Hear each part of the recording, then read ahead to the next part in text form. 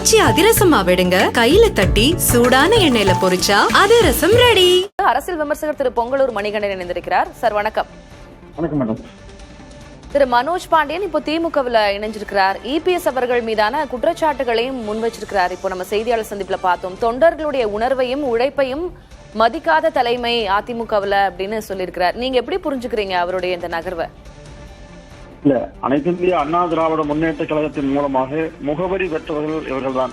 அந்த முகவரியை பெற்றுக்கொண்டு அதன் மூலமாக தொடர்ந்து பதவி சுகத்தை அனுபவிக்க வேண்டும் என்பதற்காக திமுகவிலே, அதாவது எந்த இயக்கம் வாழ்வு கொடுத்ததோ அந்த இயக்கத்திற்கு எதிராக தன் இயக்கத்தையே காட்டிக் கொடுத்து ஒரு காலத்தில் பிளவுபடுத்துவதற்கான முயற்சி செய்தார்கள். இப்பொழுது இந்த பிளவை உறுதி செய்ய முடியாத நிலையில் மீண்டும் திமுக என்கிற அந்த ஒரு குடும்ப ஆட்சியின் கட்சியிலோடு இணைந்திருக்கிறார்கள்.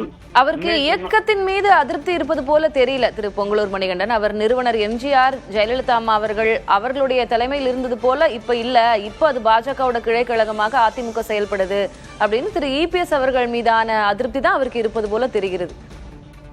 இதுவரையிலும் அவர் எங்கிருந்தாரு? ஓபிஎஸோடு இருந்தாரு.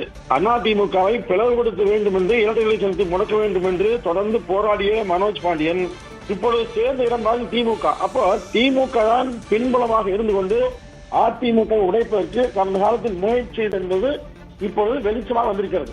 உண்மையில் அதிமுகவை நன்றாக அதை வளர்த்த வேண்டும் என்று விரும்பியிருந்தால் அவரெல்லாம் வெளியேற வேண்டிய அவசியமே இல்லைங்க. ஓபிஎஸ் நான் சென்றது காரணம் என்ன?